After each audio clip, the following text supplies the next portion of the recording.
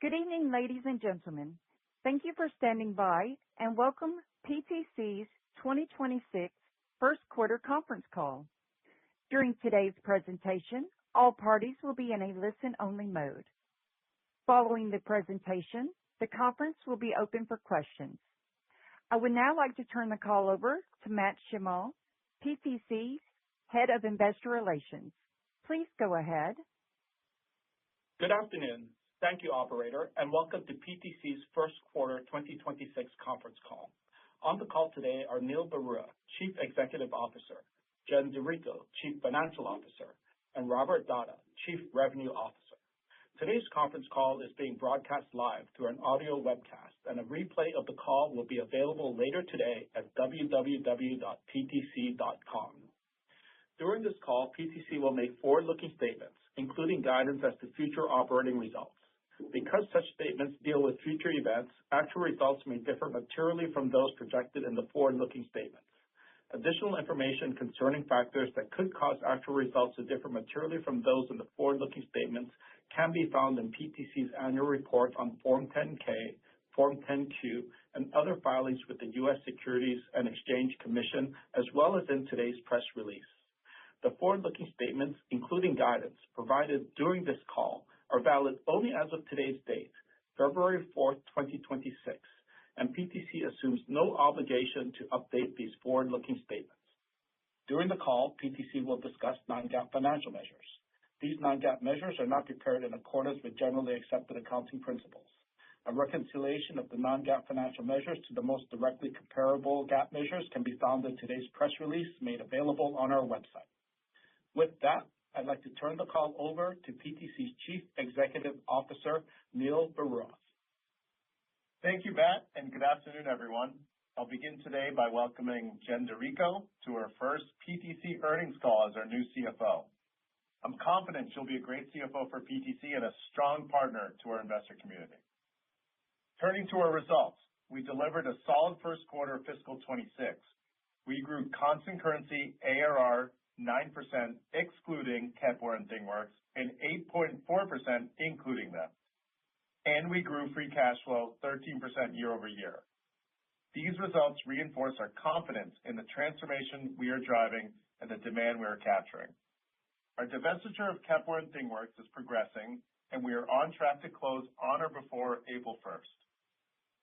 Before discussing execution in the quarter, I want to take a step back and talk about our transformation and my optimism for the road ahead. Every transformation has an important turning the corner phase where the end goal is still ahead, but you start to see collective forward momentum across the most important elements of the transformation. This is where PTC sits today. We see it clearly in the following ways. Number one, accelerating product roadmap releases. 2, record deferred ARR under contract. 3, higher seller productivity. 4, customer commitments that are strategic and increasingly span the full lifecycle. And 5, consistent customer feedback that our intelligent product lifecycle vision resonates with what they need. To that end, how our customers develop products is changing significantly. Products are becoming more complex, more software-driven, and more regulated. At the same time, development cycles are compressing. Competition is increasing, supply chains are fragmenting, and the workforce is evolving to favor modern, digital-first systems and processes. The traditional product lifecycle, built on disconnected tools, siloed data, and manual processes, simply can't keep up. That is why the intelligent product lifecycle is essential for staying competitive. It is based on 3 core elements: connected systems of record across the lifecycle, enterprise-wide cloud access to product data, and AI embedded directly into enterprise workflows. Together, these elements turn product data from something that's simply stored and audited into something that actually drives better decisions across engineering, manufacturing, service, and the rest of the enterprise. The companies that will win are the ones that successfully leverage product data in this way and use it as a foundation of AI-driven intelligence and transformation. We believe PTC is uniquely positioned to enable this. Our core products, CAD, PLM, ALM, and SLM are the systems of record across the lifecycle, defining how product data is created, governed, and used across the enterprise. And we support an open ecosystem where this data can be exchanged with other trusted enterprise systems. Our product and AI roadmaps are focused on making the intelligent product lifecycle real for our customers. Deeper product integrations are a high priority. The connection between Creo and Windchill is the gold standard, and we're making good progress with our Windchill connections to Codebeamer, ServiceMax, and Onshape. In December, we released Codebeamer 3.2, which deepens the connection between Codebeamer and Windchill and improves how customers manage complex cross-domain development. In October, we released a new version of Windchill that includes the new Windchill UI for a more modern user experience and new change management capabilities that make it easier for customers to share relevant product data with suppliers. Our AI roadmaps are progressing well, and we are encouraged by customer feedback. Entering 2026, it became clear that customers don't want AI as another standalone system or workflow. They want AI embedded directly into the systems of record they already trust for their enterprise workflow. That's exactly where PTC is focused, and customers are increasingly recognizing this as a point of differentiation. In Q1, we continued embedding AI across our portfolio to address our customers' high-value use cases and workflows. In December, we introduced Codebeamer AI, focused on improving requirements quality, accelerating test case development, and supporting compliance before products move into production. In January, we released Windchill AI Parts Rationalization, new AI functionality embedded in Windchill to help customers accelerate development and manage costs by identifying duplicate parts, making part data more consistent and reliable, and accelerating part searches. Next month, we will launch a video series called AI in Focus, where we will share our AI strategy in more depth, preview product-specific roadmaps, and show continued acceleration of releases. We encourage you to tune in. We are confident in our AI position because our customers tell us universally that structured, contextual product data is their top priority. In addition to embedding AI in our products, we are building a common AI infrastructure across our product portfolio. This will enable our users and AI agents to understand and use product data from CAD, PLM, ALM, SLM, and third-party systems in the same way, all backed by data governance and security standards. Our vision keeps our products and AI closely coupled together, thereby encouraging broader adoption of PTC solutions over time. Turning to go-to-market execution, our transformation is progressing well. In Q1, we increased seller capacity, improved quota attainment, and saw ramping reps more than double productivity year over year. This reflects territory balancing, improved enablement, and greater vertical focus. Most importantly, we are expanding the scope of our customer and partner engagements from focusing on one stage of the lifecycle to discussing the intelligent product lifecycle holistically, centered on product data and AI. As a result, we are achieving stronger and more strategic demand capture. As previously discussed, we exited 2025 with record deferred ARR under contract. We continued this momentum with a record-setting Q1 of large deal volume and strong competitive displacements and deferred ARR. Some of these deals will begin converting to ARR in Q4 of fiscal 26, and most will ramp in fiscal 27 and fiscal 28. Jen will talk more about the positive impact of deferred ARR on our outlook for the remainder of fiscal 26. We are confident our transformation is helping us build a more durable, multi-year growth engine. An example of our momentum is the expansion deal we struck with Garrett Motion, a leading automotive supplier. We won this on the strength of our intelligent product lifecycle vision and how it resonated with their leadership and across the company. Garrett is modernizing its product development environment on a cloud-first, AI-ready architecture. They were already using Onshape and selected Windchill Plus for PLM, displacing a PLM competitor, and Codebeamer Plus for ALM, displacing an ALM competitor. Garrett's goal is to unify product development with our connected systems, broaden access to product data beyond engineering, and establish a foundation for AI. This is increasingly representative of how large product companies are engaging with PTC. Overall, Q1 demonstrated PTC's momentum with the intelligent product lifecycle. I credit Team PTC for driving forward with focused execution and purposeful innovation. I'm energized by our progress and optimistic about where we are headed.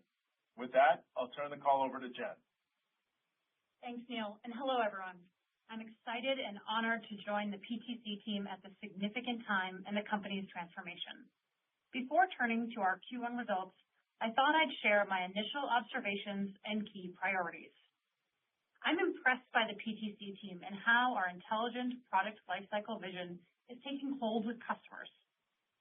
As Neil highlighted, product companies want to leverage AI for their high-value use cases and workflows. The companies that succeed will be the ones that connect product data across the entire lifecycle and then leverage that foundation to push AI-driven intelligence. It's an exciting time because PTC is well positioned to help our customers address this challenge. In terms of my key priorities, I look forward to partnering with Neil and the leadership team to help PTC capture its growth opportunity, maintain strong financial discipline, and create meaningful value for our stakeholders. I'm committed to helping the investor community understand and value our business, and I'm looking forward to engaging with you. Now, let's turn to our fiscal Q1 26 financial results. At the end of Q1, our constant currency ARR, excluding Kepware and ThingWorx, was $2.341 billion, up 9% year over year. Including Kepware and ThingWorx, our constant currency ARR was $2.5 billion, up 8.4% year over year. Our Q1 operating cash flow and free cash flow both grew 13% year over year. Q1 free cash flow of $267 million included $10 million of Kepware and ThingWorx divestiture costs. Finally, on the divestiture, we are still targeting a close on or before April 1st, and there are no material changes to the figures we provided last quarter.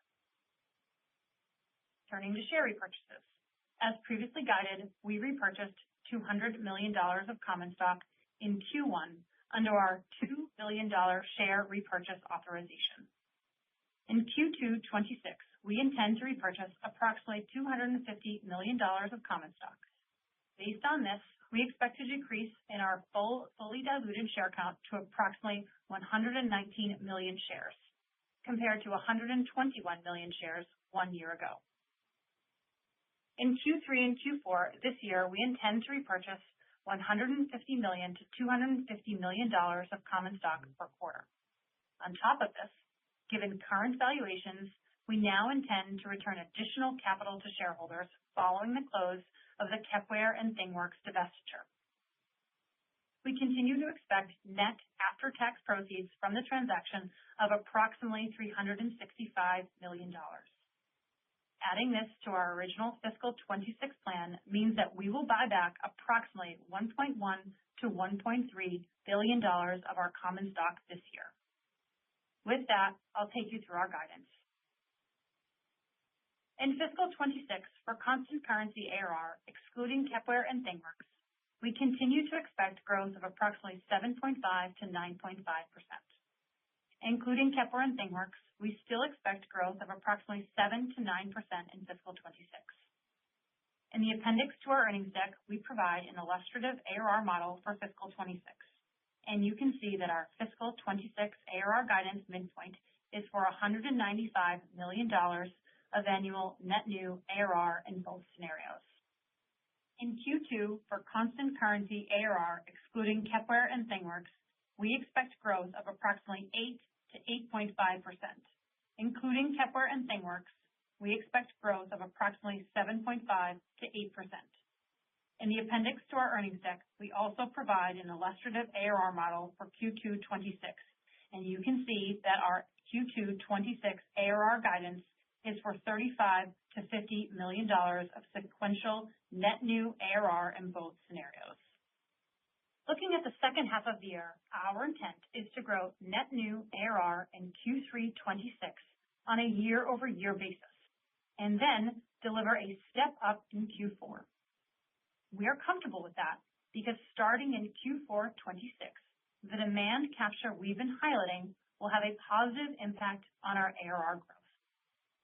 We have visibility to a large increase in the amount of deferred ARR that will start in Q4 26 compared to previous Q4s. And for clarity, the higher level of deferred ARR that is contracted to start in Q4 this year is attributable to the solid progress we've made with our go-to-market initiatives, as well as our commercial initiatives. Both drivers are contributing. Moving to cash flow, revenue, and EPS. Our guidance for these do not take into account the Kepware and ThingWorx divestiture, except for the divestiture costs already recognized in Q1 26 and expected in Q2 26. For Q2 26, we are guiding free cash flow of $310 to $315 million, including Kepware and ThingWorx for the full quarter, which absorbs approximately $5 million of divestiture costs. Our business, as currently constituted, remains on track to deliver approximately $1 billion of free cash flow in fiscal 26. Related to the Kepware and ThingWorx transaction, we still expect approximately $160 million of total cash outflows this year, which are not expected to recur in future years, and will continue to provide visibility to these outflows in our reporting and guidance. When the transaction closes, we will update our guidance, and I'll host a call to take you through the changes. In recent years, we've developed a high degree of confidence in our guidance for free cash flow based on the predictability of our cash collections and the disciplined budgeting structure we've established. Continuing to deliver the strong financial discipline you've come to expect from PTC remains a priority. While our focus is on ARR and free cash flow, we're also providing revenue and EPS guidance to help you with your models. We are raising our fiscal 26 guidance range for revenue to $2.675 billion to $2.940 billion, and raising our non-GAAP EPS guidance range to $6.69 to $9.15, in alignment with our Q1 26 results coming in above the high end of our guidance range. The key driver of our strong Q1 26 revenue and EPS was similar to last quarter. We did a great job contracting customer commitments. As a result, our revenue growth significantly outpaced our ARR growth for a second consecutive quarter. In Q1 26, demand capture continued to outpace ARR growth, resulting in additional deferred ARR that will support durable growth in future periods. Importantly, this dynamic reflects the quality, duration, and the structure of customer commitments we're contracting, not a change in revenue recognition practices. All in all, our results and guidance show that our focus on the intelligent product lifecycle is resonating with customers. We are on the right strategic path with a compelling set of product initiatives, go-to-market initiatives, and commercial initiatives.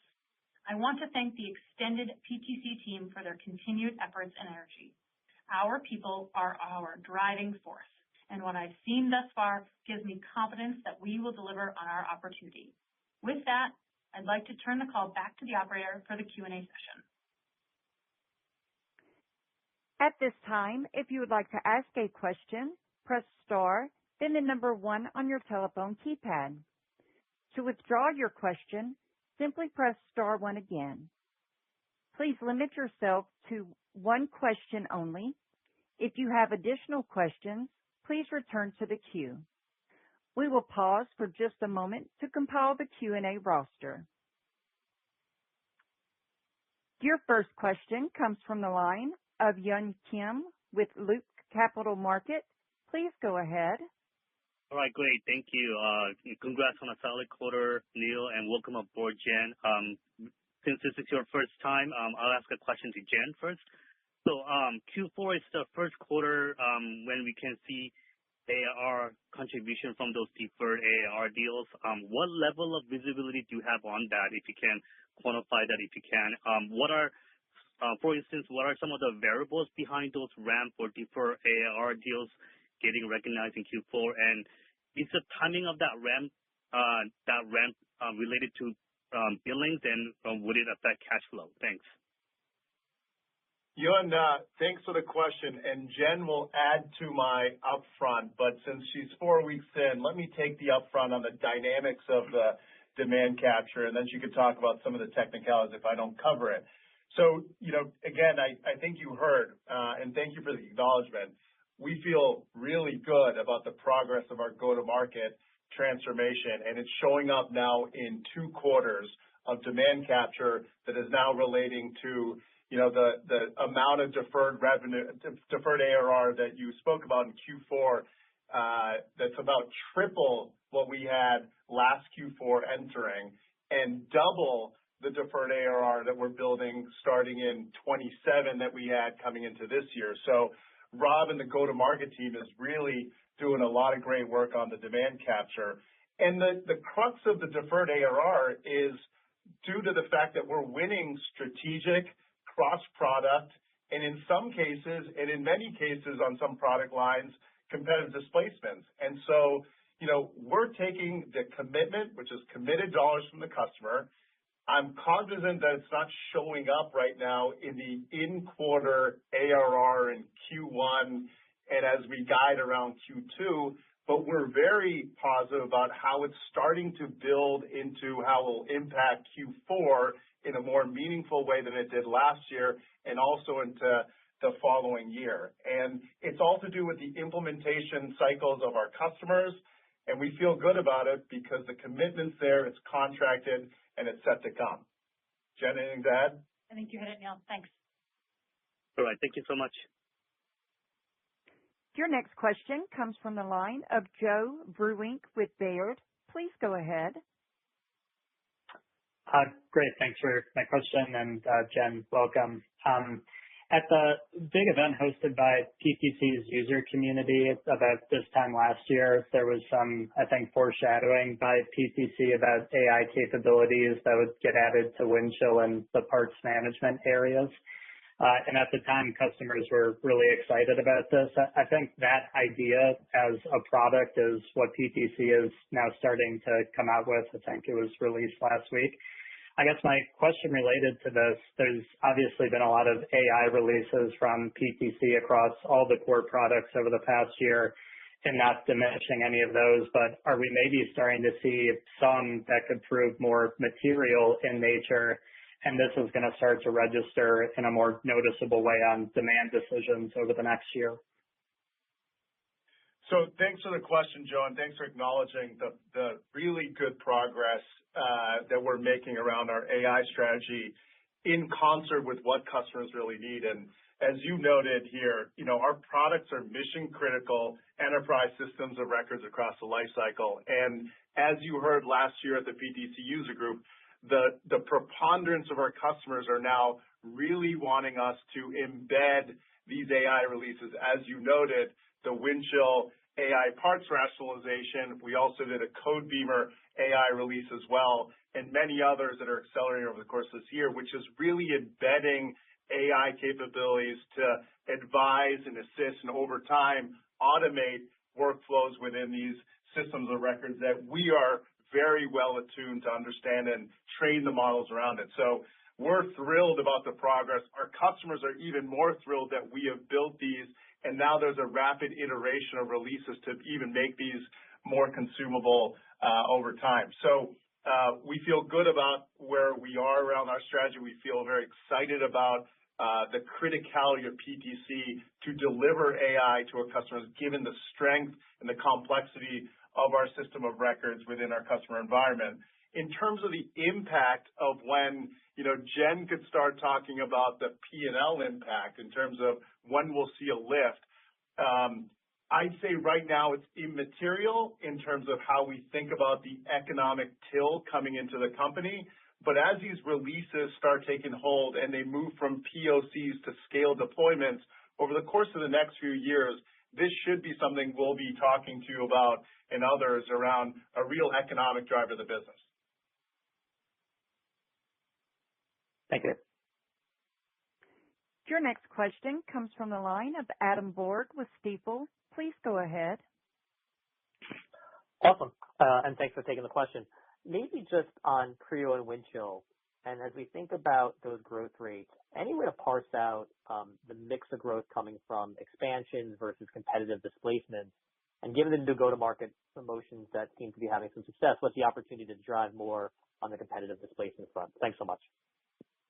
Yeah, let me start this, and Rob could add, given he's really driving the team in a really disciplined manner, the way he said he was going to when he started about 12 months ago, and we're very proud of the progress that team has made. What I'll say is around Windchill, which we don't break out the exact growth rate of Windchill. It's a aggregated PLM number, as you might know, Adam.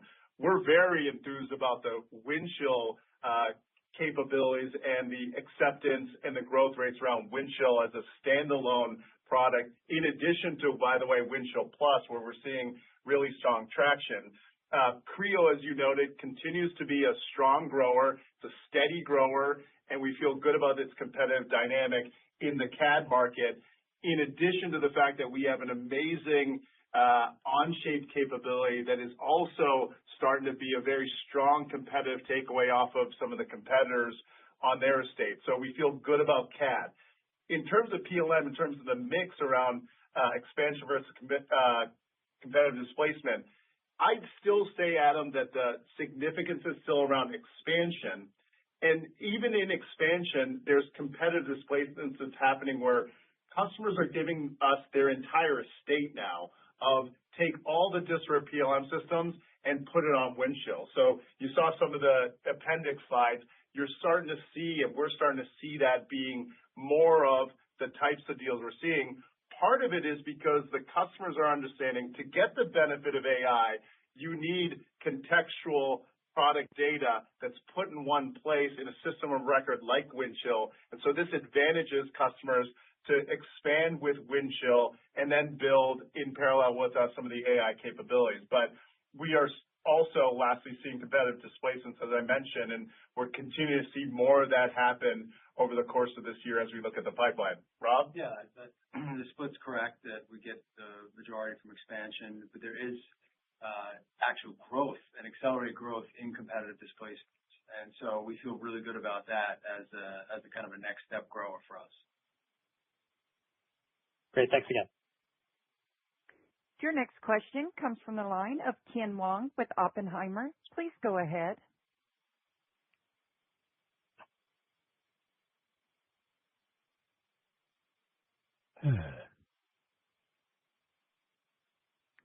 Ken? One moment for Ken.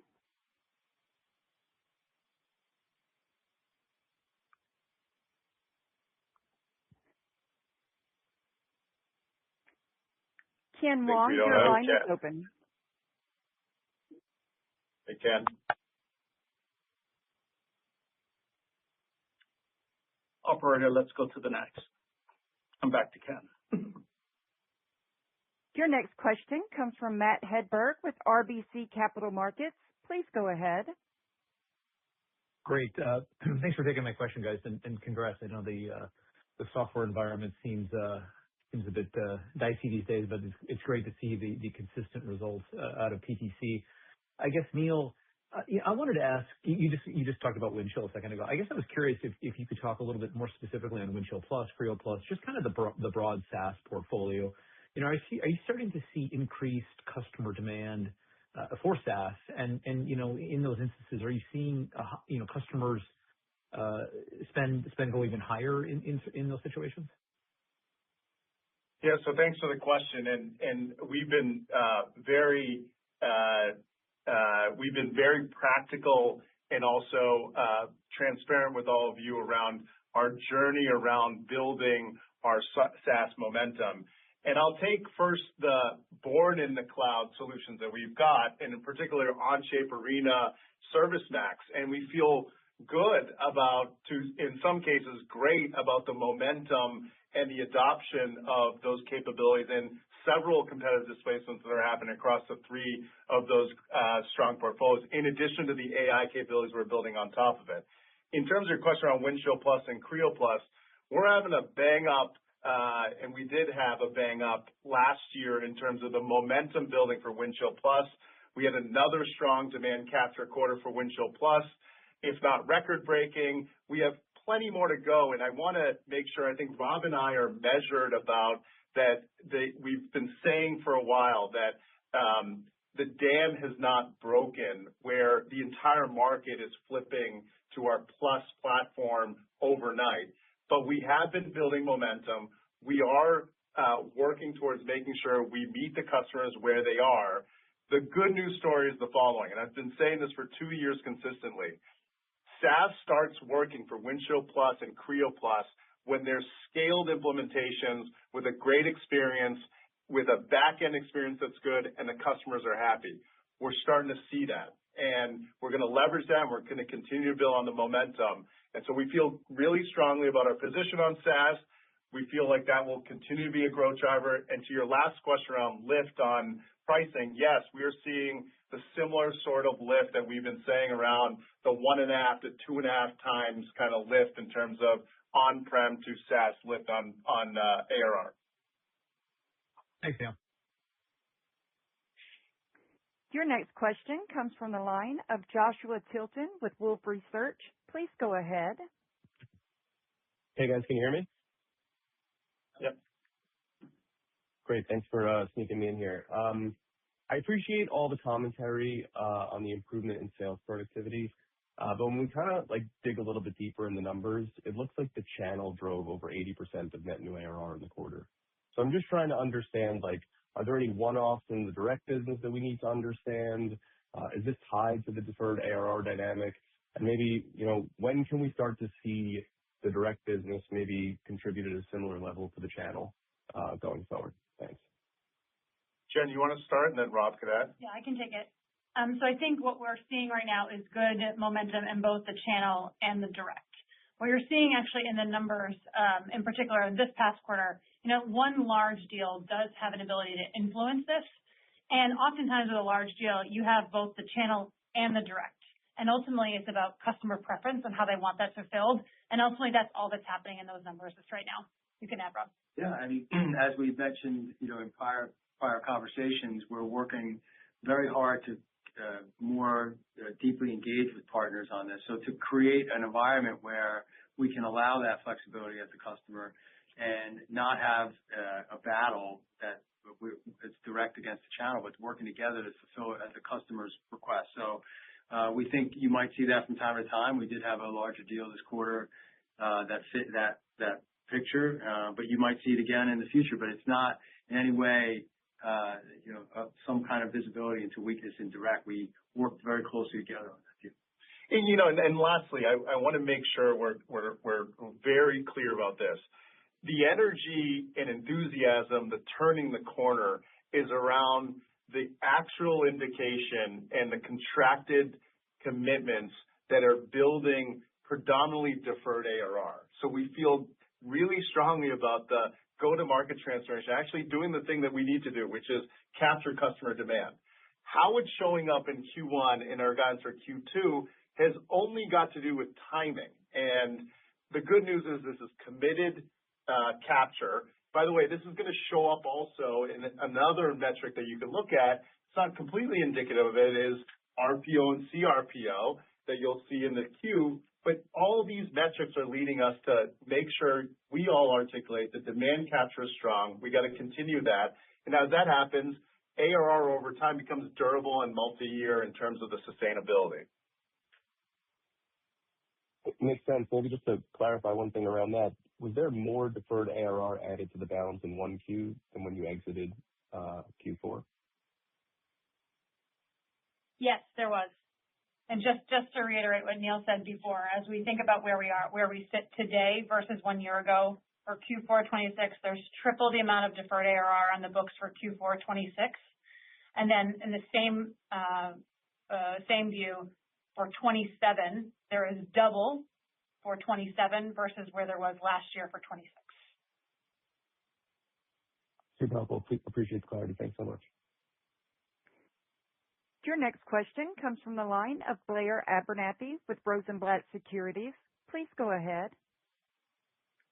Thanks very much, guys, and welcome, Jen. Just on the go-to-market side again, I just wonder maybe Rob can shed some color on this, but in terms of new customer adds, what are you seeing out there in terms of interest in your portfolio? Is it skewed at all more towards the SaaS side, the SaaS products? And also, maybe you could provide a little more color on this, the startup aerospace and defense program. It looks like you've been winning some business there. Yeah. So the two questions.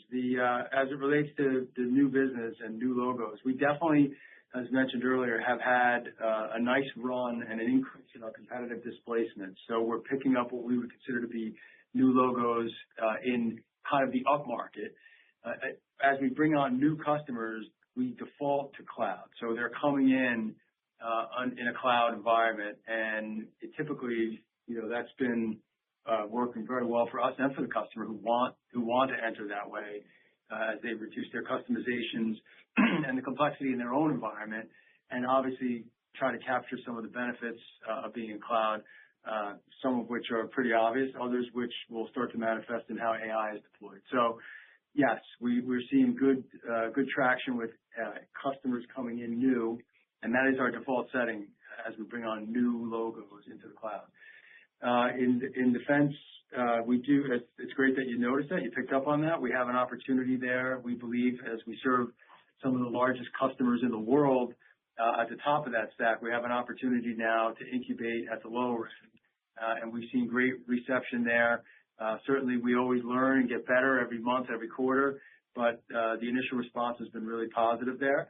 And we have a number of ways to service that market as well. So we feel like we're well positioned at both the top and the bottom, and hopefully we'll be able to report some great success stories that grew through there.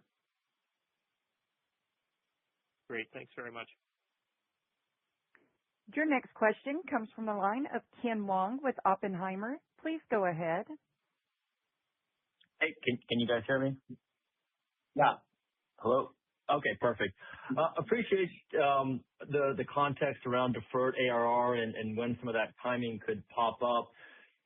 When thinking through the unchanged fiscal year ARR guide and coupled with that commentary that it sounds like more is coming in Q4, help us think through the seasonality if you could. I mean, is it basically going to be even more back-end loaded than you guys were thinking perhaps 3 months ago? So I think right now, the way we think about it, as you heard me say in my prepared remarks, that we'll have a step up in Q3 and a larger step up in Q4. I would say it's similar to how we've been thinking about the business. Neil, you can correct me if I'm wrong prior, but overall, the shape of the curve is very similar to what we thought about when we guided for the full year. Okay, perfect. Thanks a lot, Jen. Your next question comes from the line of Daniel Jester with BMO Capital Markets. Please go ahead. Hey, great. Good evening. Thank you for taking my question. Maybe, in the slide deck, there was a good story about ServiceMax and an expansion there. Last year was maybe a little bit of a tougher year for ServiceMax. And so maybe just an update about what we're seeing there and in terms of the cross-sell opportunity for fiscal 26. Thank you so much. Yeah, let me start, and Rob could add if I miss anything. Look, as we mentioned a few times starting last year, we've been working through very specific churn events in ServiceMax for a number of quarters now. As I mentioned, I think last call that we've got some still residual churn that kind of hit us in Q1, and most of it we're trying to work through the system by the end of this quarter. That being said, a ray of sunshine in terms of some green shoots. We've been talking about like the cross-sell opportunity. You noted the one in the appendix. We've had some good, strong demand capture, as we're calling it, i.e. contractual commitments of ServiceMax that was very encouraging as we saw the end of Q4 and throughout the entirety of Q1. We need that replicated over the next number of quarters. We obviously want to ensure that churn is mitigated versus what we've seen in prior quarters, And lastly, the integration of ServiceMax into the intelligent product lifecycle, and in particular, how our AI strategy allows for agents to work across our systems of record, where we have a very differentiated offer in ServiceMax, we believe is a competitive differentiation, in particular with some of these competitive displacements when customers are giving us PLM. Part of it is to do with the fact that we actually do have such a strong system of record at ServiceMax, and ultimately in that AI world, we're at advantage. So not out of the woods, but making progress, and we're staying in real focus to make sure we continue on some of the buildup of some of those green shoots that we're seeing. Yeah, and as part of the alignment, as we go vertical and start to look at how we rebalance just the go-to-market teams, we've made this a very important part of our elevated messaging. And so it's being brought to market more widely. In addition, we, on a tactical level, have really instituted as part of the comp plans in a way to make sure that everybody's got some incentive to bring this in front of the customer. So in addition to the benefit to the customer, there's internal benefits also. So we're trying to make sure the whole company's aligned to get the message out. That's great. Thank you so much. Your next question comes from the line of Jason Celino with KeyBanc Capital Markets. Please go ahead. Hi. Thanks for taking my question. Sorry to belabor, another ARR question, but this actually relates to the Q2 ARR guide. I know there's an implied decline in net new dollars added for Q2. Did you see any deals, from the Q2 pipeline close earlier in Q1, or are you expecting more of the deals in Q2 to also have this bigger deferred component? Thanks. It's a great question, Jason. This is all to do with our assumption as we sit here today around how these deals will come into the in-quarter start affecting ARR for that. This has nothing to do with demand being lesser than the momentum that we're talking about. It has simply to do with the structuring and our assumption of that being the case. Quite frankly, it is another quarter where we believe we will continue to build on the deferred ARR to make this a durable, multi-year, sustainable growth engine going forward. Perfect. Thanks. Your next question comes from the line of Siti Panigrahi with Mizuho. Please go ahead. Thanks for taking my question. Congrats, Jen, and look forward to working with you. So it's good to see some of the initiative on AI side you're doing and also buyback. But Neil, I want to ask about the macro that you talked about earlier, a little bit, you're conservative there. What kind of trend are you seeing in Q1, and what's assumed in your guidance? And specifically, if you could give some color in terms of vertical, if you're seeing anywhere strength or weakness there. Yeah, Rob could add about the vertical piece, but just broadly, we've been in a very difficult macro. Siti, we've talked about this for many years now, for a long time, and we are still delivering and capturing the types of results that we're talking about, particularly on the demand capture commentary that we gave. That is across regions, across verticals. We're seeing that strength. And the reason for it, despite the macro having so much uncertainty and volatility, despite policies being uncertain, is because, as an example, today we had one of the larger industrial manufacturers in all of Europe join us at the CXC. And while they are dealing with so much change, they need to modernize, and they need to make sure prioritization of modernizing and creating a strong product data foundation, in this case, Windchill and the expansion of Windchill is what they're looking at with the addition of Codebeamer, to make sure they take advantage of AI as they think about their multi-year journey and competitiveness. So we feel good that even in this environment, our end customers, as you know, Citi, has not modernized as fast as almost every other end market of companies. They are getting the urgency to move. And now with this intelligent product lifecycle, it's a comprehensive, holistic story for them to actually be competitive with technology provided by PTC. Yeah, just in terms of the actual strength within the verticals and the geographies, there's while there may be in a particular vertical a geography that hasn't performed, some other geography has stepped up to outperform. And so if you look across the verticals, they're all our big five are all performing fairly well. And then if you look at any geography, there's no geography that has just been depressed.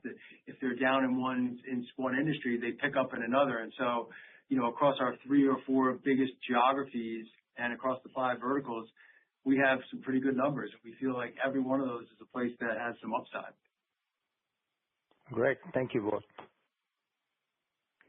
Your next question comes from the line of Nay Soe Naing with Berenberg. Please go ahead. Hello. Hi. Thank you for taking my question. And Jen, looking forward to working with you. My question's on the deferred ARR. I think you attributed to the fact that the booking to ARR conversion will begin from Q4 as a result of implementation of customers. I was wondering if you could share with us how much visibility or control you have over that implementation timeline of the customer. Is there any potential risk that the implementation process might take longer, or on the flip side, it could be shorter than Q4 that's coming up? Thank you. Yeah. So sorry, I was a little unclear, but I want to make sure your question was clear. Just the audio was a little low. But just in terms of the deferred ARR, this is Rob. This is a contractual commitment. So when we engage and sign these contracts, these are contractually committed amounts of ARR. That's what we hear Neil talk about, the durability and the predictability of the business. So, they have a great incentive to be on time in their implementation. But if they're not, that ARR comes.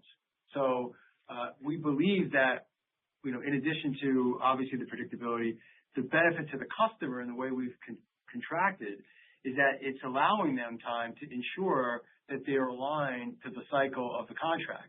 And so why we're also excited about how we've had these quarters and what we call demand capture is because in addition to timing them appropriately, we've done them on the proper commercial conditions, not, in any way tried to, strain the deal by pulling it forward just to hit a current quarter that doesn't match the implementation cycle or market conditions in those out years. And so these are contractually obligated. They'll hit in these quarters. We are hoping and we're planning to be fully aligned with their implementations. And in addition to that, hopefully as we get to those, those out cycles, there's actually upside even in those. Okay, that's super helpful. Your next question comes from the line of Tyler Radke with Citi. Please go ahead. Hi, thanks for taking the question. So I know you've been asked, almost every question on deferred ARR, but I guess I was just wondering if you could help us understand, I guess the magnitude in which that surprised you in the quarter, and then how that changes for the year, because clearly you're seeing some good things on the rep productivity side, but you came in a little bit below the high end of the guidance, and then is that something you're just contemplating or risk adjusting more in the outlook? It looked like there was on the net new ARR for Q2, and then sorry, just to clarify, as you think about the stacking of these ramped ARR deals, I think it implies that your overall ARR growth should reaccelerate in Q4, and if that's the case, would you expect that to be durable, just given the visibility you have? Thank you. Yeah, Tyler, thanks for the question. I just want to take one step back.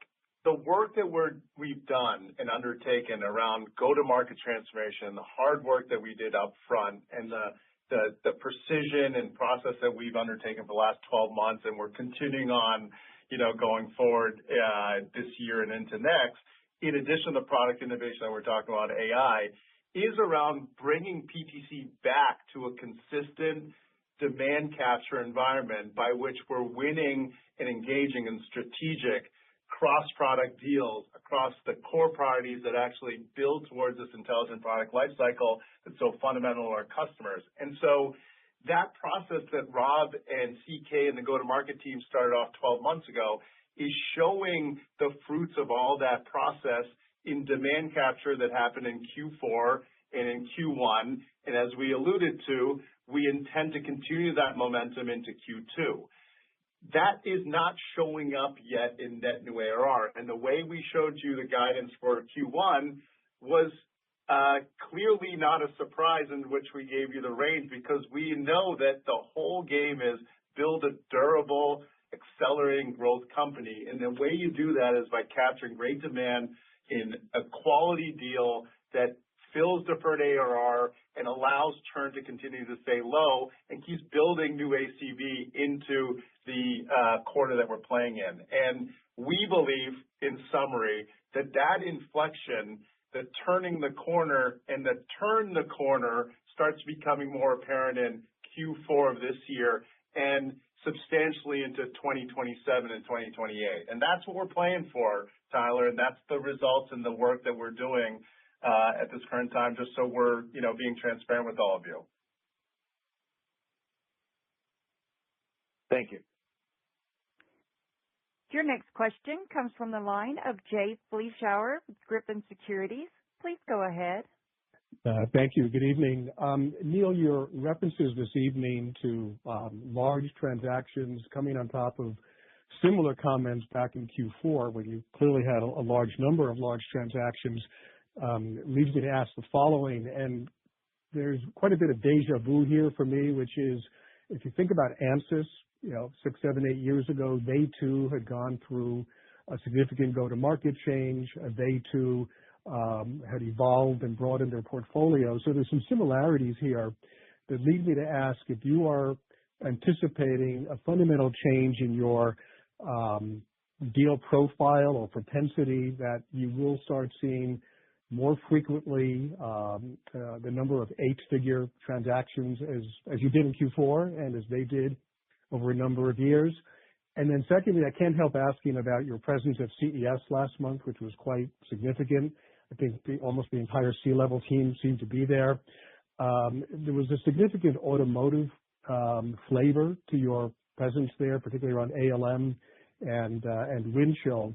The question is, do you think that you can broaden your momentum in auto beyond the tip of the spear that ALM has been giving you, plus in Windchill, so that you can in fact start seeing a broader, more impactful growth or share contribution in auto, as you've done, for example, at Toyota, Ford, VW, et cetera, et cetera? Yeah, Jay, thanks for the question. And let me start with CES. So we were more than proud, we were very enthused by the reception we got at the first ever CES that PTC has been involved in.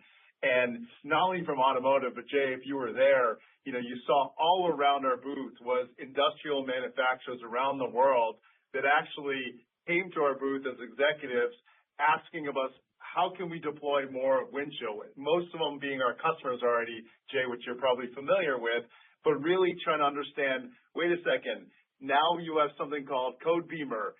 Now what are you doing with AI? How can we supercharge our Windchill base or our Creo base, ServiceMax in some cases? What can we do? And that was just a really great puff your chest moment for PTC around, we're in the big stage now, we deserve it, and we're at the fundamental level of transforming these really amazing companies around the world, including automotive, but a lot of industrial manufacturers as well.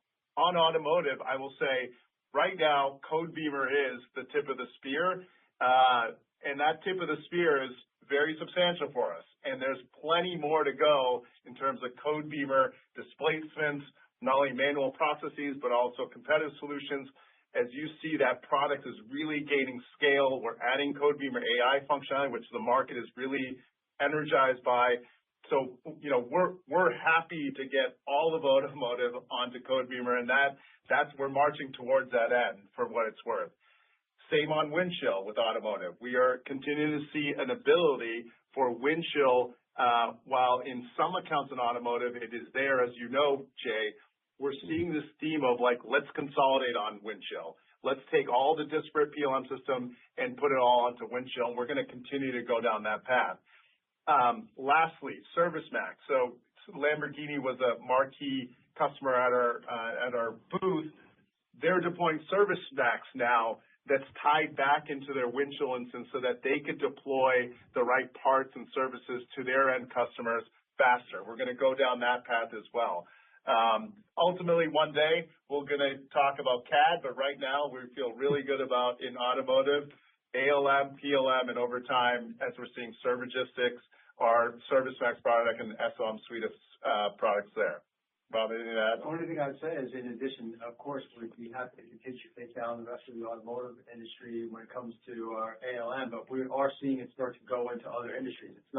We have not made any type of deliberate decision to not go outside. We actually have customers now exploring it and actually in places that you wouldn't even imagine. So we're pretty excited about the possibilities there, and there's obviously a huge white space outside. And in your first question, Jay, around are you seeing this dynamic of cross-product, larger scale deals? And, these large-scale deals, they take a lot of effort. Timing, is always an art, and we have one of the best artists in the world, and Rob kind of with his team landing those. So, but a big part of what has been the up-level messaging that we've been talking about, the going to partners, getting to the GSIs, revealing what Jay, I think, is like the greatness of PTC, the importance of PTC to be at the same system of record as the big players, worldwide in software. That's beginning to happen. And the more we get there, the more we're starting to construct these larger deals. When they come in is going to be on Rob, but we're enthused about the fact that they're starting to actually build into the pipeline, and we're looking at very optimistic ways in which how we could close that over the next number of years. Thank you very much. Your next question comes from the line of Joshua Tilton with Wolfe Research. Please go ahead.